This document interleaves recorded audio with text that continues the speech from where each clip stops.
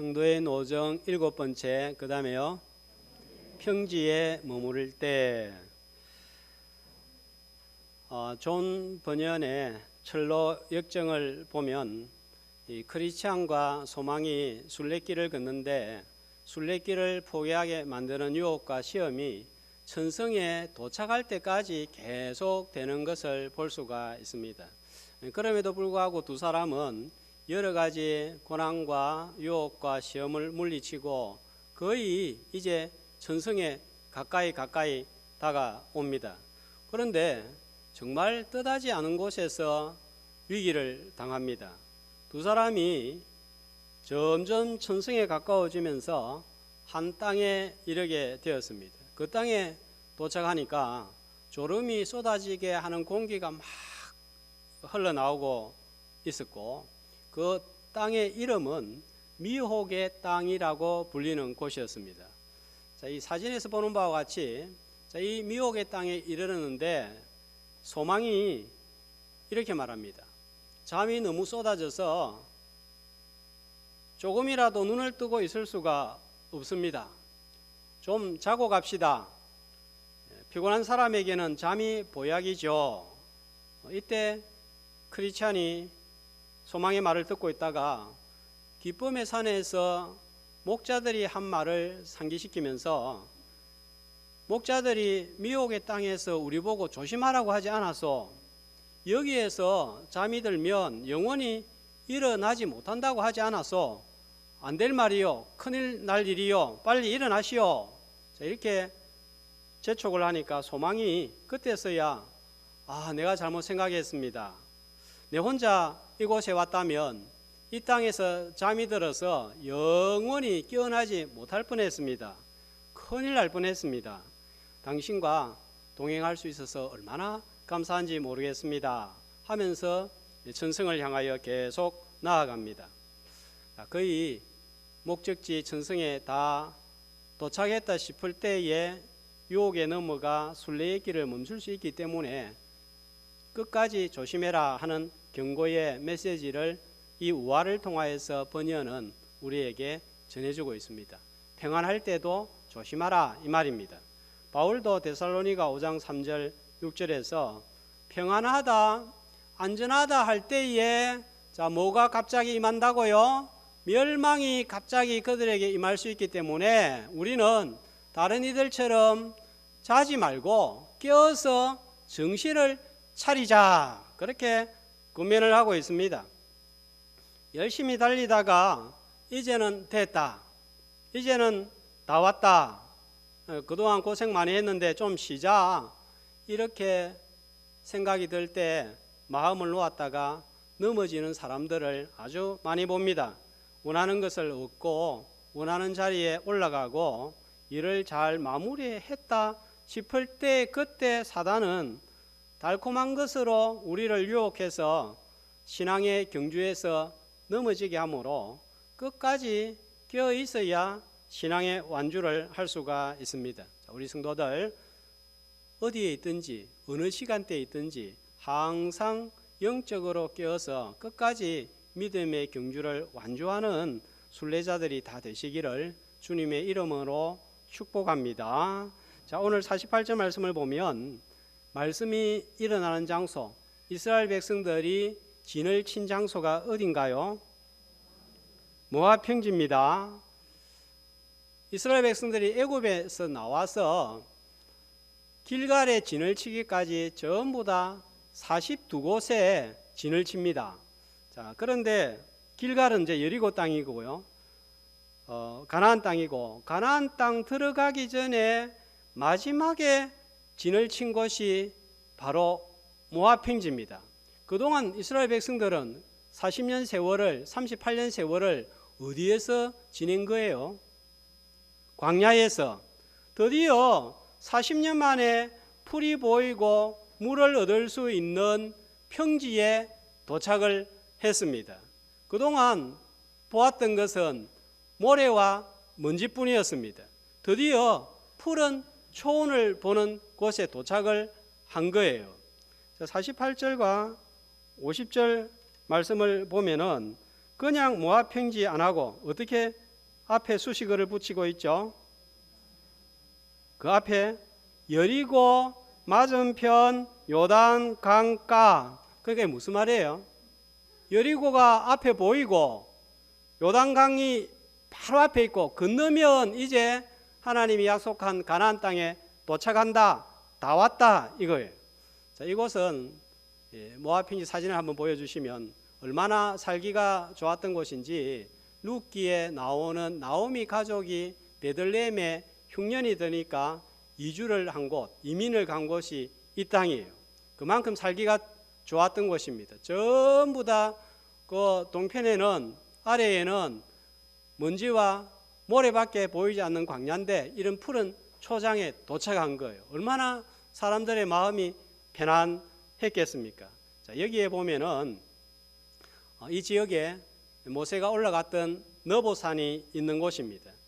자, 그래서 계속해서 여리고 맞은편 요단 강가 모압 평지, 이게 계속 반복이 됩니다. 다 왔다는 거예요. 실제로 성지순례를 가서 너보산에 올라가면 팻말이 저렇게 붙어 있는데, 여리고까지 저 빨간색으로 보면은 27km, 그 다음에 예루살렘까지 46km, 베들레헴까지 50km 이렇게 적혀 있습니다. 제가 지난 시간에 부산에서 대마도까지 몇 킬로라고 했죠? 약 50km입니다. 보일락 말락 하죠, 그죠? 그러나 이제 여리고는 어떤가요? 27km니까 눈에 평지가 보이는 거예요. 그만큼 다 왔다는 거예요. 자, 그런데 이 평지에서 몇 가지 사건이 발생합니다. 어떤 일들이 일어나죠? 거짓 선지자 발람이 이스라엘을 저주하러 왔다가 축복을 하고, 자, 두 번째 인구조사를 하고, 미디안과 전쟁을 하여서 승리를 하게 됩니다. 이 외에도 아주 중요한 두 가지 사건이 있는데, 그 중에 한 가지가 민수기 25장에 보면은 어떤 사건인가요? 이스라엘 남자들이 모압 여자들의 유혹으로 음행을 하고 그 결과 바알 우상 숭배에 빠지게 됩니다. 자, 이렇게 음행과 우상 숭배에 빠져서 어떤 비극을 맞이하죠? 이스라엘 백성 24,000명이 연병으로 죽는 비극이 발생합니다. 여러 가지 사건으로 이스라엘 백성들이 광야에서 많이 죽었는데, 가장 많은 숫자가 제일 평탄했던 평지에 도착했을 때 일어났다는 거예요. 다 됐다, 다 왔다, 이제는 괜찮다 싶을 때 이런 일이 발생을 한 거예요. 왜 이스라엘 백성들이, 남자들이 이렇게 넘어졌을까요? 40년 세월을 광야에서 지냈습니다. 이스라엘 여자들의 모습은 어떤 모습이었을까요? 40년을 광야에서 지냈으니까 얼굴은 새카맣게 타고, 주로 여성들이 천막을 치고 걷는 일을 했기 때문에 손이 남자처럼 굵고 거칠었습니다. 여성다운 모습이 없습니다.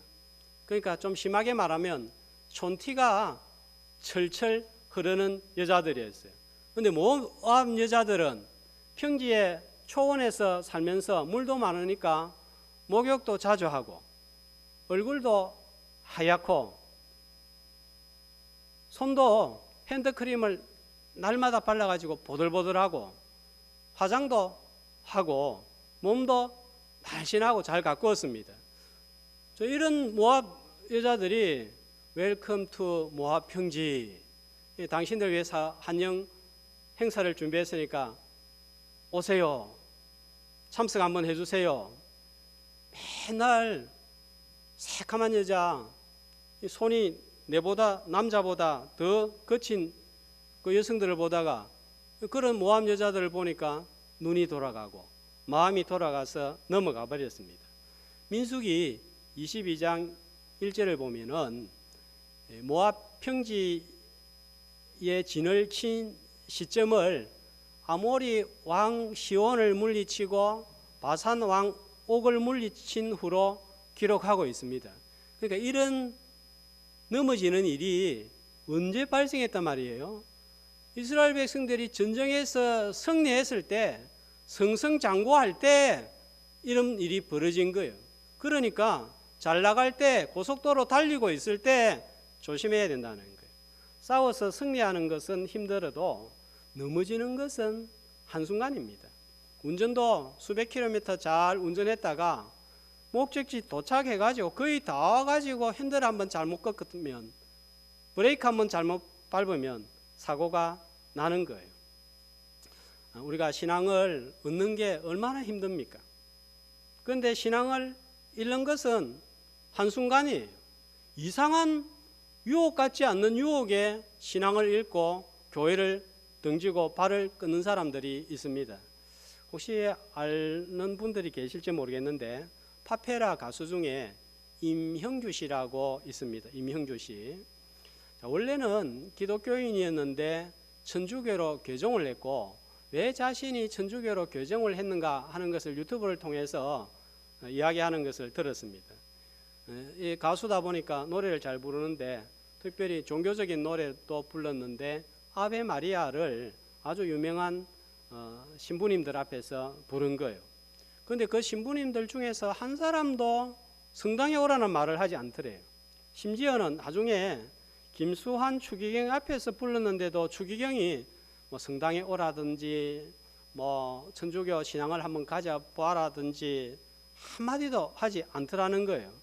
교회 다닐 때는 막 억지로 오라 가라 이렇게 하는데 이렇게 해주니까 자기 마음이 너무 편안했고, 그래서 그 카톨릭의 마음이 끌렸고, 도대체 카톨릭은 어떤 종교인가 관심을 가졌고 교리 공부를 하고 교리 공부를 하다가 개종을 하게 되었다 했습니다. 제가 이 사람의 개종을 보면서 두 가지 생각을 하게 되었는데, 한 가지는 우리가 전도할 때 사람의 성향에 맞게 하는 게 필요하다 하는 것입니다. 어떤 사람은 좀 끌어당겨줘야 되는 사람이 있는가 하면, 어떤 사람은 지나친 관심과 전도가 오히려 거부감을 일으켜서 방해가 될 수 있기 때문에 그 사람 성향을 잘 보고 접근을 해야 된다. 옷도요, 옷 사러 가면 그렇잖아요. 저 같은 사람은 어서 오세요 하고 따라다니면서 이거는 뭐고 딱 그러면 부담돼가지고 나가고 싶은 거예요. 그런데 어떤 사람은 막 그렇게 설명해 주는 걸 좋아하는 사람이 있습니다. 사람의 성향이 다른 거예요. 또 하나는 만나는 사람의 말과 행동으로 인해서 얼마든지 믿음을 포기할 수 있고 이탈할 수 있고 개종할 수 있다는 사실입니다. 저렇게 믿을 것 바에야 나는 교회 안 나갈란다, 하나님 안 믿겠다, 이렇게 될 수도 있고, 저 사람 사는 거 보니까, 저 사람 저렇게 행동하는 거 보니까 나는 저 종교를 가지고 싶다, 절에 가고 싶다, 천주교 가고 싶다, 이렇게 될 수도 있습니다. 자, 이런 경우는요, 삶에 무슨 큰 문제가 생긴 것도 아니고 삶에 큰 환란이 찾아온 것도 아니지만 믿음을 포기하고 다른 종교나 이단에 빠질 수가 있습니다. 죄의 유혹으로 넘어가기도 하지만 내 삶이 호수같이 잔잔하고 초원같이 평화스러울 때에도 넘어질 수가 있고, 고속도로처럼 쌩쌩 달릴 때도 유혹은 언제든지 찾아와서 나를 넘어뜨릴 수가 있습니다. 다윗은 왕이 되고 난 다음에 바세바를 취하여서 넘어졌습니다. 히스기야는 죽을 병이 들었을 때는 열왕기하 20장 5절에 보니까 하나님을 간절히 묻던 거예요. 그래서 하나님께서 그 예레미야의 기도를 듣고 예레미야의 눈물을 보고 생명을 15년간 연장시키시는 은혜를 베풀었습니다. 그러나 역대하 32장 25절에 보면 아수르 18만 5천 명도 물리치고 자기 병도 깨끗하게 나았을 때에 바벨론 사신이 찾아오니까 국고의 모든 것을 다 보여준 거예요. 그만큼 우쭐해진 거예요. 아수르 물리치죠. 죽을 병에서 암에서 낫죠. 하나님이 나를 이렇게 축복한다 생각하니까 이제 두려울 것이 없어가지고 다 보여줬는데, 이런 히스기야 왕의 마음을 역대하에서는 뭐라고 합니까? 왜 이런 일을 했다고 합니까? 마음이 교만해서 받은 은혜를 하나님께 보답하지 않았기 때문이다. 그렇게 말씀하고 있습니다. 아픔과 위기와 눈물이 있을 때 우리 성도들은 당연히 하나님 앞에 끼어서 나와서 기도해야 됩니다. 붙들어야 됩니다. 이때에도 끼어서 하나님을 의지하지 않는다면 언제 하나님께 매달리겠습니까? 성도에게 큰 환난과 위기가 찾아왔는데도 하나님께 붙들지 않는 것은 마음이 그만큼 강팍하다는 거예요.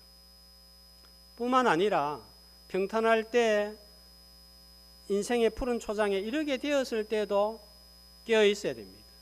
이스라엘 백성들이 아름다운 푸른 초원 모압 평지에 머무르고 있을 때에 그 초원이 24,000명을 묻는 공동묘지로 변했다는 사실입니다. 지금 내가 원하는 것을 얻었습니까?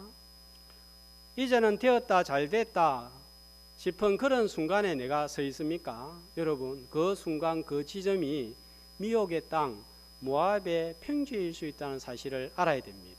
어디에 있든지 영적으로 깨어서 넘어지지 아니하고 완주하는 신앙의 순례자들이 되시기를 주님의 이름으로 축복합니다. 천성을 향하여 가는 순례자들에게는 언제든지 넘어지게 하는 유혹과 방해물이 있기 때문에 깨어 있어야 됩니다. 가나안 땅에 들어가서도 깨어 있어야 됩니다. 모압 평지에서처럼 넘어질 수 있기 때문입니다. 자, 어떻게 깨어 있어야 될까요? 모압 평지에서 음행으로 24,000명을 장례시키려는 비극도 발생했지만 이 모압 평지에서 아주 이 음행과는 대조되는 중요한 일이 있습니다. 자, 50절과 52절 말씀해 보면은 어떤 일입니까? 이 모압 평지에서 여호와께서 모세에게 뭘 하죠? 말씀을 하고 모세는 또 뭘 합니까? 이스라엘 자손에게 하나님이 말씀하신 바를 선포한 거예요.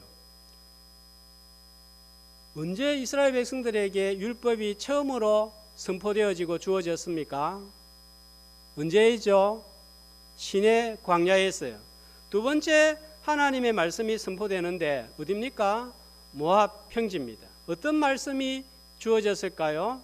신명기 1장 5절은 이렇게 말씀을 하고 있습니다. 한 목소리로 모세가 요단 저쪽 모압 땅에서 이 율법을 설명하기 시작하였더라. 일러서되 모압 땅에서 하나님이 말씀을 주셨는데 어떤 말씀을 주셨어요? 이 율법입니다. 이 율법은 어떤 말씀이죠?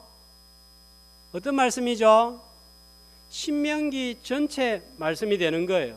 자, 그러니까 우리가 성경을 볼 때 민수기 따로, 출애굽기 따로, 신명기 따로가 아니라 서로가 깊은 연관성이 있는 거예요. 1년간 머물렀던 시내 광야와 모압 평지를 비교해 보면 이렇습니다. 자, 표를 보면 시내 광야에 있을 때 십계명을 비롯한 율법을 받습니다.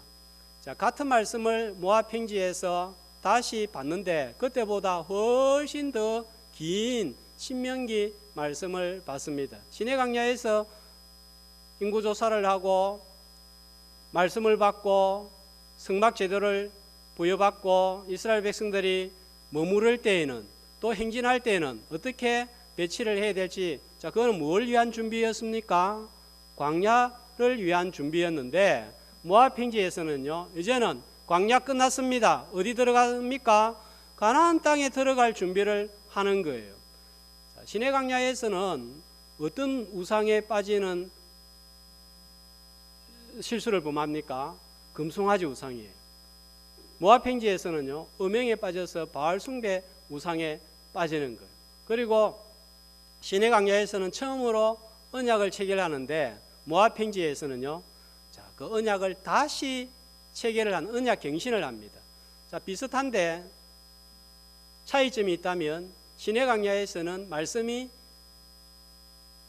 1세대에게 주어졌고 모압 평지에서는 2세대를 위해서 주어졌다 하는 것입니다. 자, 모압 평지에서 음행이 일어나는 이런 죄와 더불어서 너무 아이러니컬하게도 대조적으로 하나님의 거룩한 말씀이 선포되고 있습니다. 왜 이스라엘 백성들이 모압 평지에서 넘어졌습니까? 하나님의 말씀을 기억하지 못한 거예요. 지키지 못한 거예요. 가나안 땅 들어가서도 하나님의 말씀을 기억하지 못하면 모압 평지에서 일어났던 이런 일이 발생할 수 있다. 그래서 하나님의 말씀을 똑똑히 들어라. 마음판에 새기고 미간에 붙이고 손목에 먹고 그렇게 해라는 거예요. 말씀은 우리 세대에도 중요하지만 우리 자녀들의 세대에도 똑같이 중요하다는 거예요. 요즘은 진리가 보이지 않는 시대입니다. 정확하게 말하면 진리가 있지만 진리를 흐리게 만드는 요소가 너무 많습니다. 과거에는 미덕이라고 여겨졌던 전통, 더 이상 이의를 제기하지 않고 이거는 상식이다, 당연한 거라고 생각했던 그런 것들이 다 깨어져 가고 있습니다. 어른을 공경하고 선생님을 존중하는 것은 옛날 이야기가 되어버렸습니다. 교실에서 학생과 교사 사이에 불미스러운 일이 수시로 일어나고 있고 보도가 되고 있고 이 노인 학대하는 내용들이 뭐 셀 수도 없이 쏟아지고 있습니다. 과거에 결혼, 가정하면 한 남자와 한 여자가 만나서 가정을 이룬다. 그게 결혼이다. 이게 결혼과 가정의 정의였어요. 아무도 이의를 제기를 하지 않았습니다. 그런데 요즘은 결혼관, 가정관이 변하고 있습니다. 같은 성끼리 결혼해도 결혼으로, 가정으로, 가족으로 인정해야 된다. 이 동성애 물결이 지금 강력하게 일어나고 있습니다. 국회 법안 상정을 지금 눈앞에 앞두고 있고 대통령까지도 지난주 보니까 소수 인권 존중을 언급하는 것을 보았습니다. 과거에는 처녀가 애를 낳아도 할 말이 있다 하는 말로 할 말이 없다는 말을 비웃는 소리로 했지만 이제는 이런 말도 함부로 할 수 없는 시대가 되었습니다. 제가 지난 주간에 인터넷 기사를 보았는데 아주 예쁘게 생긴 여자 연예인이 결혼 소식을 발표하면서 혼전 임신 사실도 같이 발표하면서 빨리 주어진 생명에 감사한다. 그렇게 소감을 이야기하는 기사를 보았습니다. 이 여자 연예인은 한때 교회를 열심히 다닌 것으로 알고 있습니다. 또 다른 사람들은 빨리 주어진 선물에 감사한다, 축복이다. 이걸 문제는 공공연한 장소에서 대놓고 이야기하고 다니는 거예요. 과거에는 도무지 인정할 수 없었던 동거, 동성애, 혼전, 순결 같은 일이 점점 별것 아닌 일로 당연시되는 세대로 변하고 있습니다. 더 나아가서 진리가 변하지 않는 하나가 아니라 시대에 따라서 상황이 언제든지 변한다. 진리에 이르는 방식은 다르지만 추구하다가 보면 언젠가는 하나의 꼭지점에서 만나기 때문에 너무 한 종교의 진리만 옳다고 주장하는 것은 오만이고 독선이다. 이런 비판은 기독교를 염두에 두고 하는 말입니다.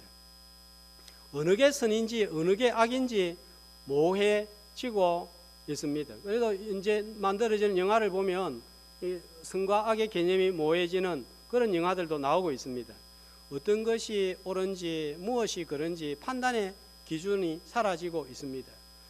누가 이런 세상에 살고 있습니까? 지금 우리가 이런 세상에 살고 있고 우리 자녀들이 살아가고 있는 세상입니다. 이스라엘의 2세대가 들어가서 살 가나안 땅이 이런 문화, 이런 사고, 이런 습관으로 관습으로 판을 치는 곳인 거예요. 모세가 이런 이방 가나안의 위험성을 파악하고 이 믿음을 계승하기 위해서 뭘 지금 선포하고 있습니까? 신명기라는 엄청난 양의 말씀을 증거하고 선포하고 있는 것입니다. 그나마 이전 세대는 성경과 비슷한 전통이 건전한 가정관, 윤리관을 지탱해 주었지만 이제는 이런 전통이 무너지면서 우리 다음 세대들이 정말 큰 위험에 노출되고 있습니다. 뭐가 기준이고 뭐가 잣대가 되는지 지금 없는 거예요. 우리 성도들에게 이런 세상에서 우리 자녀들에게 있어서 이런 세대 속에서 뭐가 기준입니까? 그건 말씀밖에 없는 거예요. 성경을 캐논이라고 하는데 뜻이 잣대, 표준 하는 뜻입니다. 영적으로 혼탁하고 어두운 세상에서 등대 같은 역할을 한다는 거예요. 시편 기자는 주의 말씀은 내 발의 등이요 내 길의 빛이라고 했습니다. 자, 이런 상황에다가 코로나가 겹치면서 다음 세대들은 더 큰 영적인 위기를 맞이하고 있습니다. 이 코로나를 상황을 맞이하면서 여러 분야에서 영역에서 타격을 입었겠지만 제일 큰 타격을 입은 곳은 주일학교가 아닌가 생각합니다. 우리 한국 교회의 제일 큰 고민거리가 되었고 숙제가 되었습니다. 지금 우리가 눈으로 보고 있습니다. 이 코로나 기간 중에 봉사하시는 분들이 다 힘들어 하셨을 텐데 제일 어려운 부서 봉사 중에 하나가 주일학교 교사들일 거예요. 많이 나와도 마음이 참 힘들고 부담스러운데 나오지 않는 상황에서 이 교사직을 감당한다는 게 얼마나 마음고생이 심한 줄 모릅니다. 그래서 신년을 앞두고 혹시라도 우리 성도들에게 유치부, 초등부, 중고등부에서 교사를 해달라든지 다른 부탁을 해오면 정말 열일을 제쳐두고 온 교회와 성도들이 협조를 하면 좋겠다 하는 생각이 듭니다. 모세를 통해서 이스라엘에게 당부하는 하나님의 말씀이 무엇입니까? 아까 어떤 말씀이라고 그랬죠? 신명기 전체 말씀. 그러나 그 성경을 다 살필 수는 없고 오늘 본문에 나와 있는 말씀 중심으로 살펴보겠습니다. 51절 요단 강을 건너 가나안 땅에 들어가거든 하나님께서 뭘 하라고 그러십니까? 첫 번째 뭘 하라고 그러죠? 52절에 보니까 원주민을 너희 앞에서 몰아내고 우상을 깨뜨리고 산당을 헐고 몇 개요? 몇 개를 몰아내고 몇 개를 깨뜨리고 몇 개를 헐라고 하죠? 답니다. 원주민의 도움을 받아가지고 상부상조하면 좋지 않습니까? 그런데 하나님께서 왜 다 몰아내고 다 깨뜨리고 다 헐어버리라고 하죠? 자, 55절 말씀해 보면 상부상조할 것 같고 남겨두면 이익이 될 것 같은데 남겨두면 어떻게 된다 그럽니까? 그것이 가시가 되고 찌르는 것이 되어서 유익이 되는 것이 아니라 결국은 너희를 괴롭게 하기 때문이다 하는 것입니다.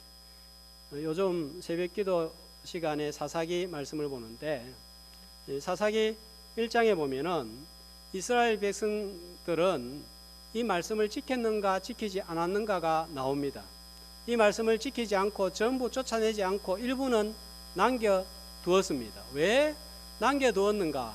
외적으로 보면은 원주민들이 힘이 강했기 때문이다. 철병거가 있고 강했기 때문이다. 그렇게 생각하고 보여집니다. 그러나 사사기 1장 28절 말씀해 보면 진짜 이유는 다른 데 있었던 거예요. 자, 다 쫓아내지 아니하였더라. 왜 쫓아내지? 힘이 없었습니까?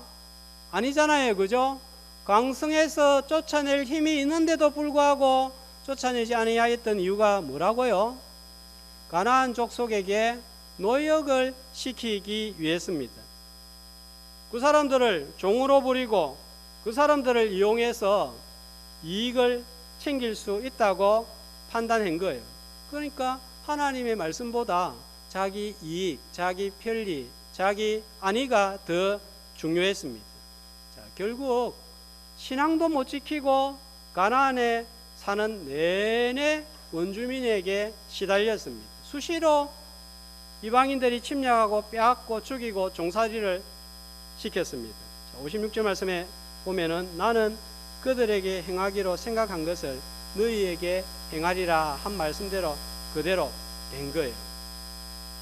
말씀이 통치하는 것이 아니라 자기 생각, 자기 소견이 지배하던 시대가 되어버렸는데, 이 시대를 사사시대라고 하고, 이 사사시대는 이스라엘 역사에 있어서 영적으로 제일 어두웠던 시기에 해당됩니다.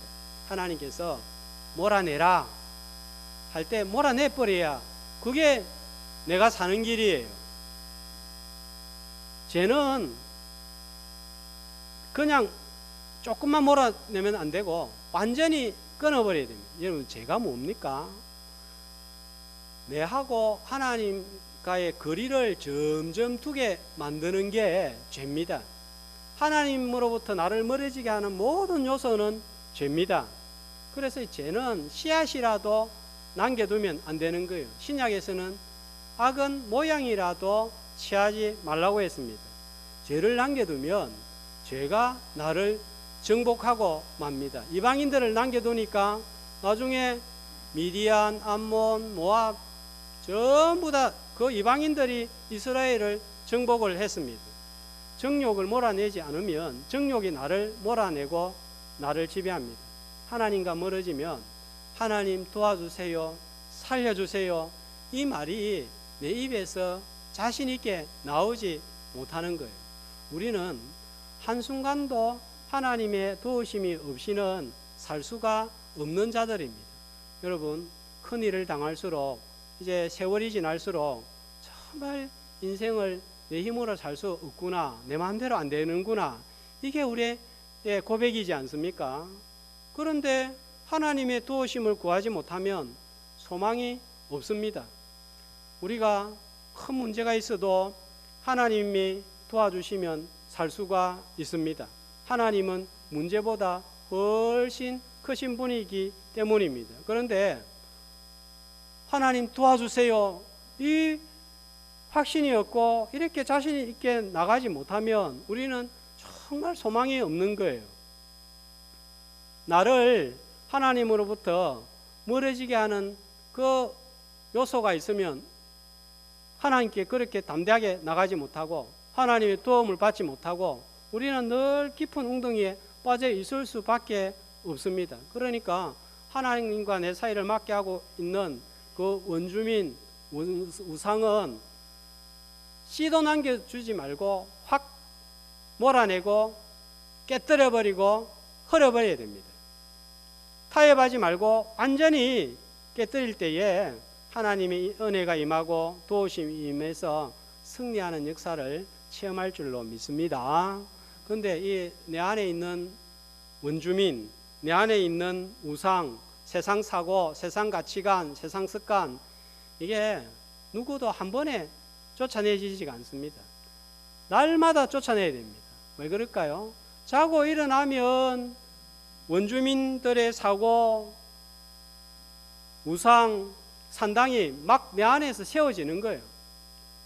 고개만 돌리면 세상 사람들이 보이고, 고개만 돌리면 세상이 보이고, 세상 가치관이 보이고, 세상 방법이 보입니다. 그래서 우리는 날마다 이거를 깨뜨려야 되는 거예요. 새벽을 깨워야 되는데, 매일 성경을 읽고 묵상해야 되는데, 수요 예배에 참석해야 되는데, 생각은 있지만 발목을 잡고 있는 게 무엇입니까?